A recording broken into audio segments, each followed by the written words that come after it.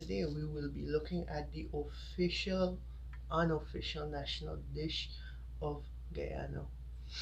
What is that? Curry. See, in Guyana we have a very special relationship with curry. We curry anything we could put our hands on. We curry chicken, we curry beef, we curry pork, we curry shrimp, we curry goat. Not just meat, we curry greens as well. We curry balanji.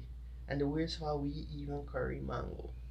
Somebody one day was just sitting in the yard, probably had a probably had some rice, cooked the rice, look up in the tree, see two ripe mango. I was like, you know what? I could probably curry the two, and decided to curry a mango.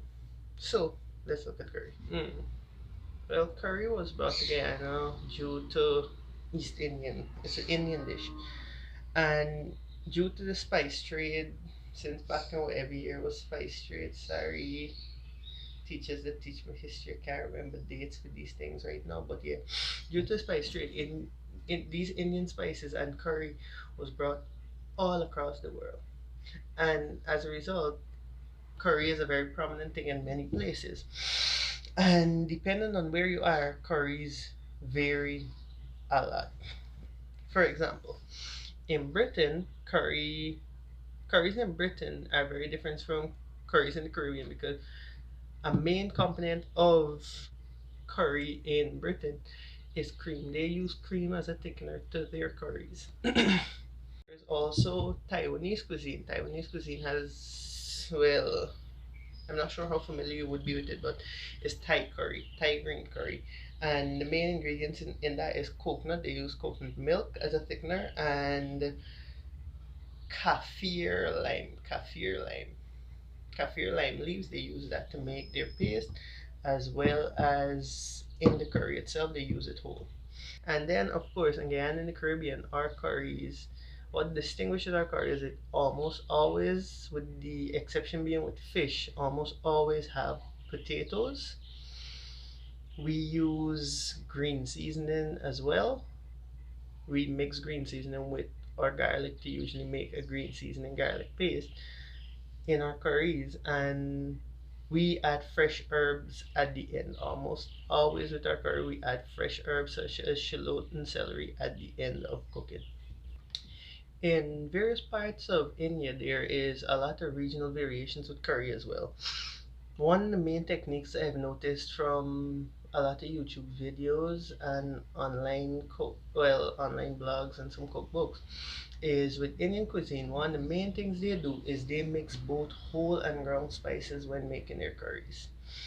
And I can't remember if it was south or east, they most of their curries have tomatoes inside it.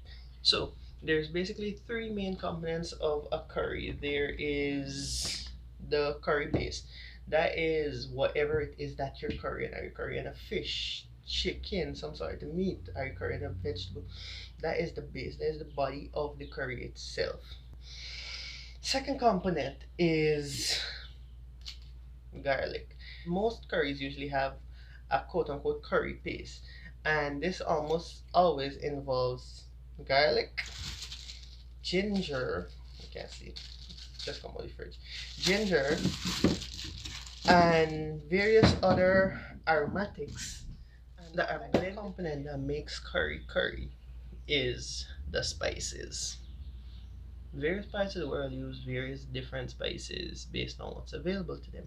Usually, in the Caribbean, Britain, and the US, the way they make curry is by using a curry powder. Reason being, curry powder really readily available, it's cheap, and it lasts indefinitely. It says it lasts indefinitely because it doesn't spoil, but ground spices like that usually only have a shelf life of about 6 months. Once it's ground like that, it loses a lot of the essential oils, and after a while, it gets less and less pungent. Another another thing that is usually used is garam masala. This is also a ground spice mix. Pros are the same, cons are the same. It usually only pungent for about 6 months. So, how do we fight that? Of course, we fight that by making our own spice mix using whole spices. Spices such as black pepper, nigella seeds, fenugreek, dhanya seeds or coriander, star anise, geera or cumin, yeah, cumin, mustard seeds. What is this again? Cinnamon sticks, cloves, cardamom, and optional, well, there's a rosemary bottle, but red chili flakes, dried dried chilies. Okay, so let me show you how to transform all of these whole spices. The line of here, you can see that in the shot. But let me show you how to use all these whole spices to make your own spice mix at home. Well, this is a garam masala, showing you how to mix your own masala at home. Let's go. Ay, ay, ay, ay.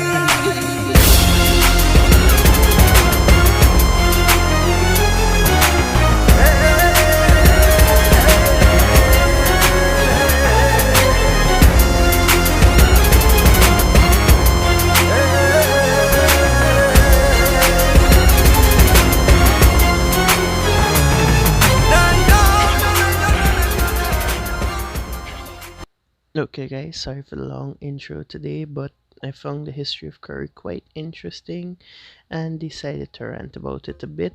I hope you found some useful information, and if you like, we could try some of those exact curry recipes from all around the world. We could try it in the future. If you guys would be interested in that, just leave a comment down below.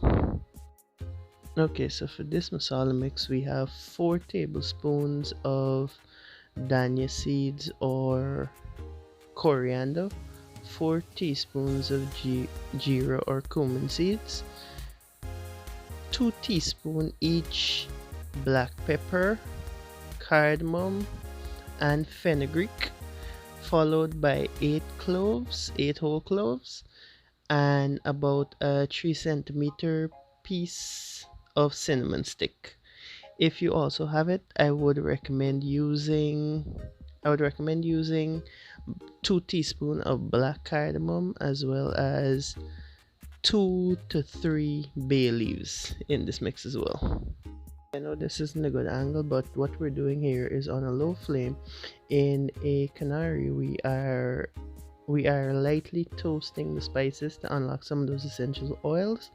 In Guyana, we call this process parching. Well, this is what my grandmother say. They say we parch the spice.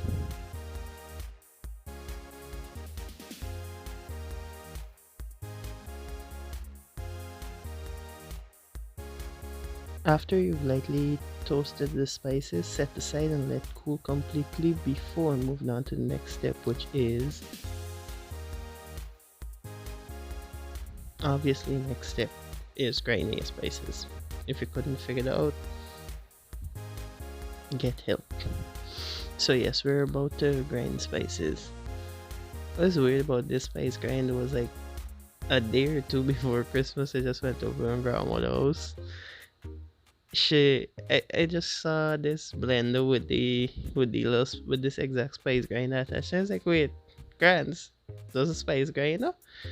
And she's like, me know you want it. I was like, no, there's a good blender, keep it blend. She's like, me know if you use it. Again, next one is used. And long story short, I get the whole blend set for Christmas.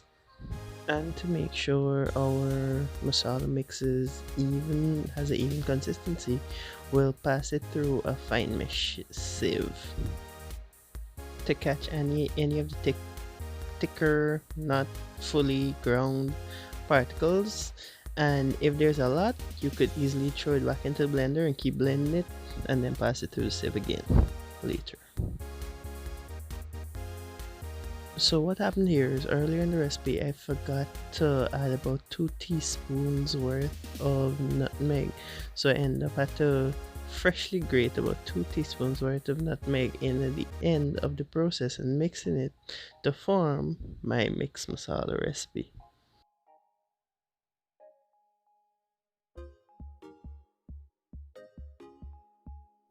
transfer your masala into an airtight container, and as I said before, this stores for about 6 months.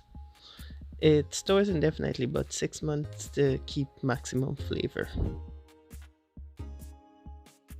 Remember, anything I cook, you can cook too.